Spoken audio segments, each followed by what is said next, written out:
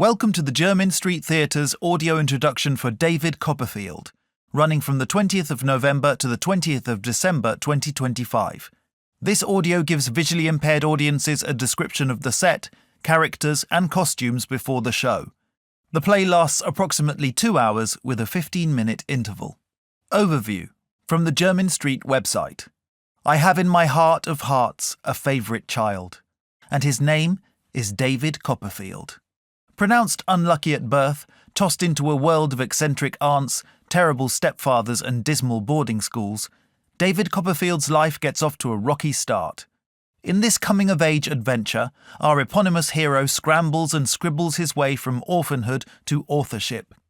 3 actors, dozens of Charles Dickens's most memorable characters, from Peggotty to Uriah Heep and Mr. Micawber. A delightful romp stuffed with Victorian charm and timeless wit. David Copperfield is the irresistible new festive treat from the team behind the uproariously funny Pride and Prejudice. The set. The back wall of the stage is entirely covered by a row of casement windows with divided lights. They vary in configuration, the larger being of 4x4 rectangular panes, the smaller of 2x4 also serving as the 2 stage doors through which the performers will enter and exit in a frenzy of activity, transforming from one character to the next at speed. The central window has a semicircular arch, the others are flat-topped. The light through these window panes will shift with every scene change, sometimes marked by a short interlude of sound, but often buttressing one scene straight into the next. This lighting mostly marks either interior or exterior location, but also features, for example, aquamarine maritime colours when at Yarmouth, or a somewhat sinister red glow when in the back streets of London. These scene changes might be confusing, but for the narration of David Copperfield, that usually indicates the location to which we are travelling next, as well as a series of chalkboard signs that are hung by the left side door to indicate location. At one point, there is a brief shift to greenish lighting and a ticking clock sound to quickly represent the passage of time within a single location. The stage furniture is predominantly formed of dark-stained wooden chests and battered suitcases, which serve numerous functions. A single armchair and some shelves beneath the windows, stacked with books and bric-a-brac. There is also a freestanding globe containing a bar. The chests begin the play located on the right or stage left, beyond the first door, with the suitcases stacked up beside them. The chests are pulled out onto the stage into various configurations. For example, they are stood upon to elevate one performer over the others. They are pushed together to form a carriage for a journey to Yarmouth at 7 minutes, then placed along the stage to form the seafront and turned to reveal a side painted with waves. At times, they suggest a boat or ship, reinforced by a model boat and ship held aloft by the performers. They are also used as tables and chairs. For example, at Micawber's house at 24 minutes, a chest table is surrounded by 3 suitcase chairs, the ingredients of the meal being produced from the chest. Micawber then lies flat inside the chest, his feet hanging out, before strangling himself. The suitcases are often used for their designed purpose, especially to represent travel between or arrival at the many locations. For example, when David arrives at his new school and meets Steerforth, both have suitcases.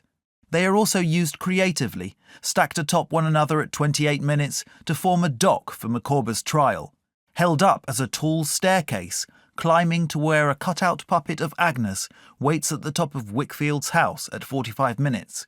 Or even hung about a performer's shoulders and open to mount a Punch and Judy show framed by red curtains at 68 minutes. The various props and costume changes used by the performers often originate from within these chests and suitcases.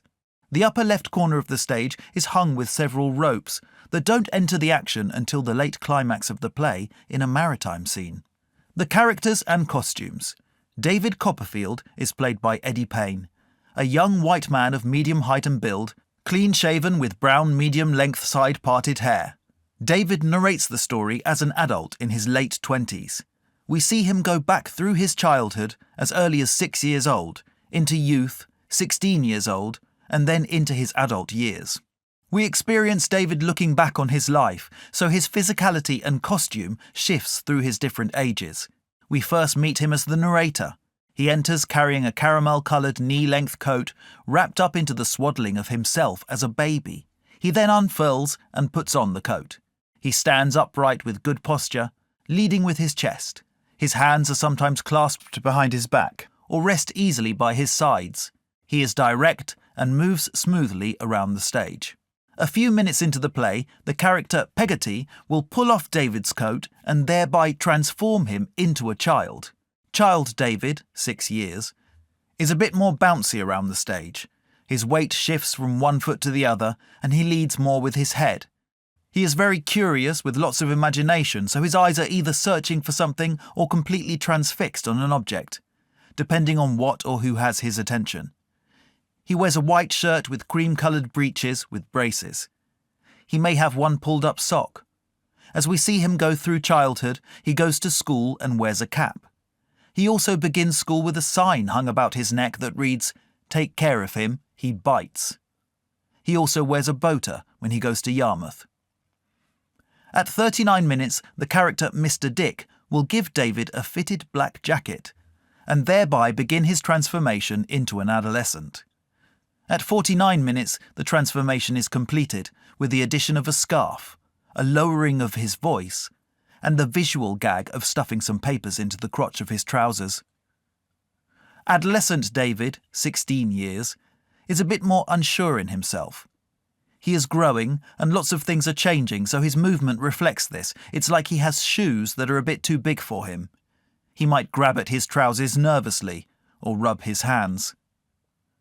After the interval, when he is married, adult David, late 20s, will put on a neckerchief and a caramel-coloured waistcoat with grey trousers, and later the coat from the beginning of the show.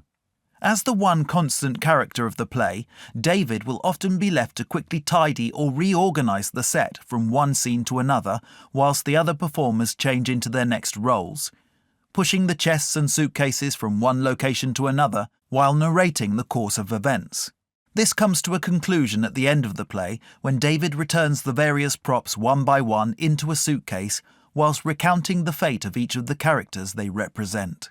Luke Barton plays the characters of Peggotty, Ham, Mr. Creakle, Mr. Murdstone, Mr. Micawber, Mr. Spenlow, Mr. Wickfield, Mrs. Steerforth, Mr. Dick.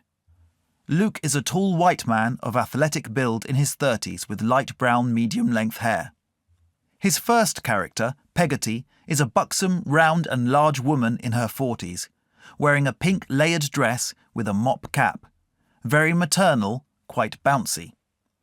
Around 8 minutes, she pulls off her dress on stage to become Ham, a man in his 20s, tall, strong and powerful, wearing a naval jumper and hat. Very solid and grounded. He stands quite still. Luke also plays Mr. Murdstone. Tall, looming and menacing, he's played as a puppet formed of a long coat on a hanger, held up high by one hand, and a very tall hat operated with the other. He swoops around the stage like a Dementor from Harry Potter, looming over the others. At times, the other performers will put their own arms into the sleeves of Murdstone's coat, for example at 15 minutes, when Murdstone beats David with Eddie Payne's own hand. Next, Luke plays Mr. Creakle, a male teacher in his 60s who wears a mortarboard and graduation gown, glasses on the end of his nose. He holds a cane, which he whips at the children, has a hunch and harsh, scary eyes. He brings David a slice of birthday cake with a single candle at 22 minutes. When he blows the candle out, David collapses. Next, Luke appears as Mr. Micawber, a flamboyant, theatrical and melodramatic man in his 40s who wears a pre-loved jacket and hat, a bit round around the edges, striding purposefully around the stage with big hand gestures.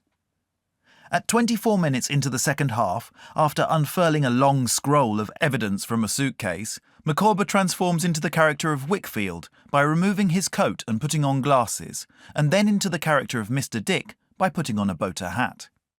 Mr. Dick, in his 60s, has big, goggling eyes behind his glasses.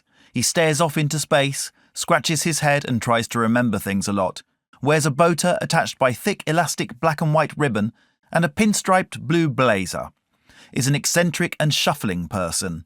He flies a kite which is constructed from handwritten pages on a long wire pole, staring up at it in a daze.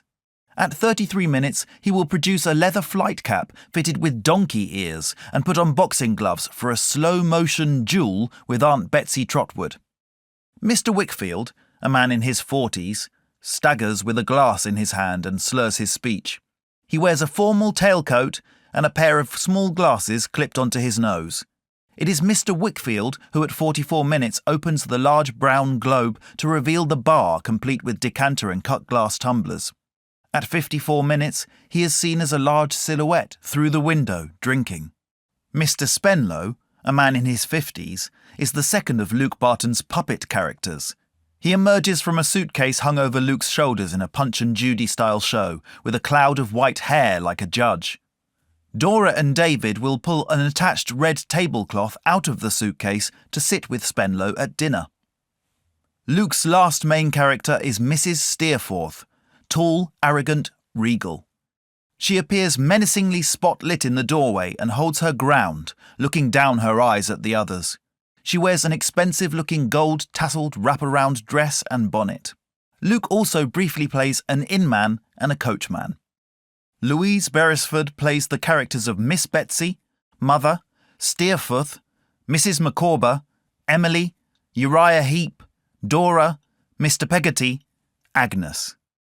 Louise is a white woman of average height and slim build. She has dark brown hair with a fringe, which she wears fastened up through the play.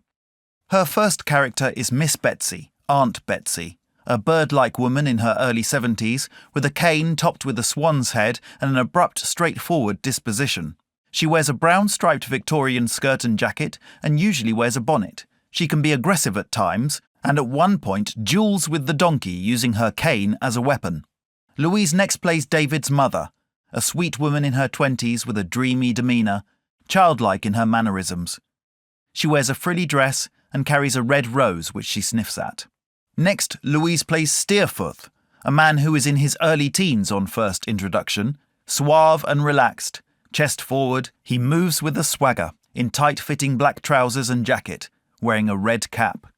Emily is a pretty young girl who is introduced early on as a 7-year-old, but later returns as a teenager. She wears a turquoise dress and has wild hair and fluid movements. At one point early on in Yarmouth, Emily stands atop the wave-painted chests and her turquoise dress extends out across the stage, wafted by Luke just off stage, to create the waves of the ocean.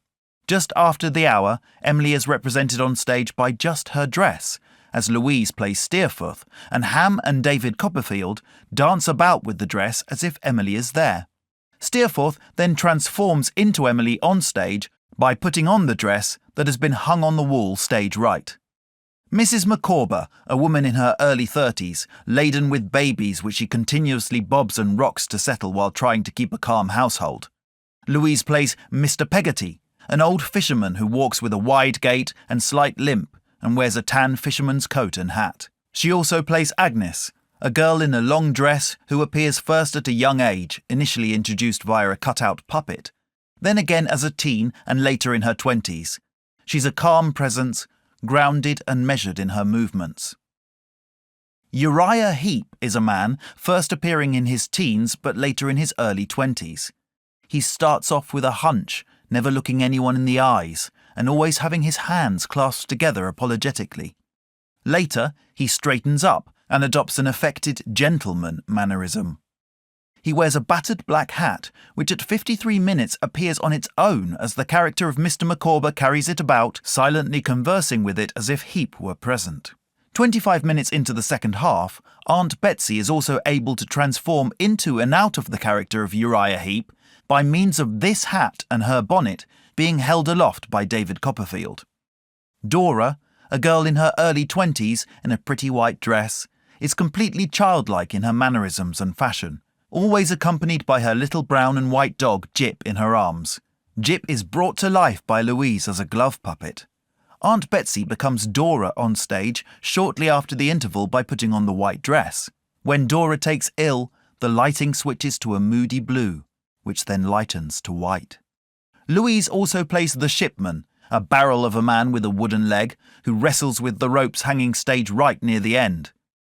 All these many characters are eventually, about halfway through the second half, represented by a string of cut-out puppets that are pulled from within the globe bar across the stage by Micawber and Copperfield. We hope that this audio introduction has been of use to you, and we look forward to seeing you at the theatre.